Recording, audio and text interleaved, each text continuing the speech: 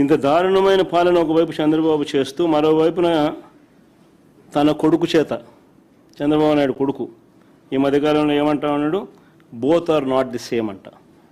బాలకృష్ణ డైలాగులు ఈయన కొడతా ఉన్నాడు, both are not the same అని పబ్లిక్ మీటింగ్స్లో ఈయన డైలాగ్ కొడతా ఉన్నాడు. గవర్నెన్స్ మీద ఈ లోకేష్ అనే చంద్రబాబు నాయుడు గారు అనే కొడుకు. అవునయ్యా, both can never be same. Chandrababu Naidu garu కొడుకు చెప్తా ఉన్నా, చంద్రబాబు నాయుడు చెప్తా ఉన్నా, both can never be same. వెన్నుపోటుతో పార్టీని పెట్టి పార్టీ గుర్తును దోచేయడం మీ హిస్టరీ. ఎదరొడ్డి నిలబడి ప్రజా మద్దతుతో గవర్నమెంట్ స్థాపించడం మా history. Both can never be same. ప్రజలకు ద్రోహం చేయడం, మేనిఫెస్టోను చెత్తబుట్టలో పడేయడం, ప్రజలను వాడుకోవడం, ఆ తర్వాత వదిలేయడం మీ క్యారెక్టర్. కానీ మేము 600 కూడా ఇచ్చిన ప్రతి మాట నిలబెట్టుకోవడం మా character. Both can never be same.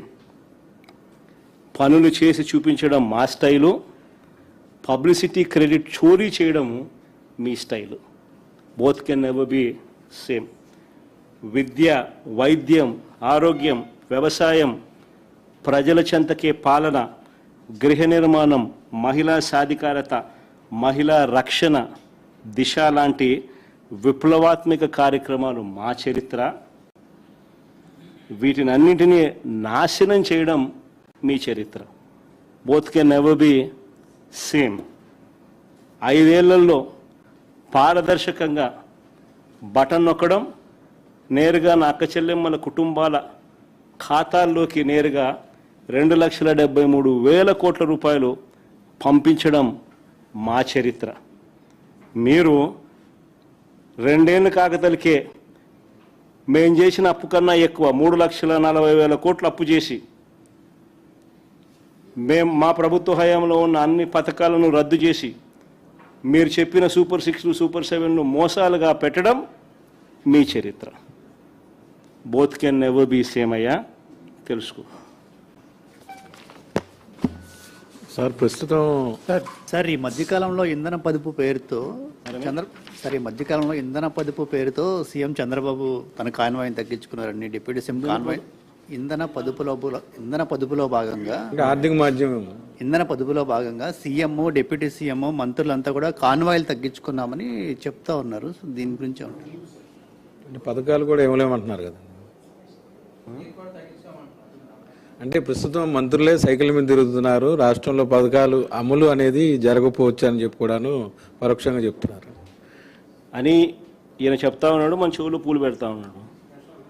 ఈయన చెప్పిన మాట కనీసం ఈయన కొడుకు ఇండు, ఈయన దత్తపుత్రుడు ఇండు. ఎవడు వింటా ఉన్నాడు చెప్పు? ఒక్కొక్కరికి ఒక్కొక్క ప్రైవేట్ చాపరు, ఒక్కొక్కరికి ఒక్కొక్క ప్రైవేట్ విమానము. ఈరోజు నీకు అక్కడ ఎయిర్పోర్ట్లోకి పోతే 3 విమానాలు కనిపిస్తాయి, 3 చాపర్లు కనిపిస్తాయి. ఈ ఎయిర్పోర్ట్లో కానీ, హైదరాబాద్ ఎయిర్పోర్ట్లో కానీ. వీళ్ళు ఎక్కడ ఉంటే అక్కడ ఒక్కొక్కరికి రోడ్డు. వీళ్ళు మిగతా విషయాలన్నీ వీళ్ళు ఇట్లటన్నీ కథలన్నీ మనకు సోది చెప్తారు. ఆ సోది అంతా మనం వినమని చెప్పి మన చెవులో పూలు పెడతాం. సార్ మీ దగ్గరే ఒక సీనియర్ జర్నలిస్ట్ ఉన్నారు, మీ పార్టీ జనరల్ సెక్రటరీ, ఆయన అరెస్ట్ చేశారు. అంటే ఇలాంటివి అడ్డుకోలేకపోతున్నారు సార్? అంటే అడ్డుకోలేమా సార్?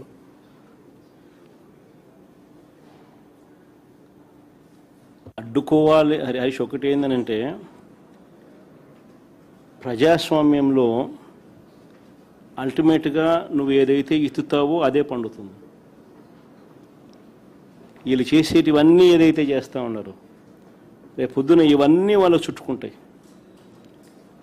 నేను ఇన్ఫ్యాక్ట్ ఇది సందర్భంగా నువ్వు ఎలాగో ఈ టాపిక్ ఎత్తినావు కాబట్టి నేను చెప్తా ఉన్నా, ఈ రాష్ట్రంలో ఉన్న ప్రతి పోలీస్ సోదరుడికి కూడా నేను రిక్వెస్ట్ చేస్తూ ఉన్నా, చంద్రబాబు నాయుడు గారి ప్రలోభాలతోనూ భయంతోనూ చంద్రబాబు నాయుడు గారు చెప్పినట్టు చేయకండి. ఎందుకంటే రేపు పొద్దున వీటి అన్నిటి మీద ఎంక్వైరీలు జరుగుతాయి. ఎవరెవరు తప్పులు చేసినారు ఆ తప్పులన్నిటి మీద ఎంక్వైరీ జరుగుతుంది. ఎంక్వైరీ జరిగి ఆ తప్పు చేసిన అధికారులందరినీ చట్టం ముందు నిలబెడతాం దోషులుగా. రిటైర్ పోయినా కూడా తీసుకొస్తాం. సప్త సముద్రాల అవతల ఉన్నా కూడా తీసుకొస్తాం. లుకౌట్ నోటీసులు ఇస్తాం. అన్ని రకాలుగా ఏమేం చేయాలని అన్ని చేస్తాం. అందుకనే గవర్నెన్స్లో ఉన్న వాళ్ళు ఖచ్చితంగా వేసే ప్రతి అడుగు కూడా రేపొద్దున ఇదే మనకు చుట్టుకుంటే ఎలా అని ఆలోచన చేసి వేయాలి.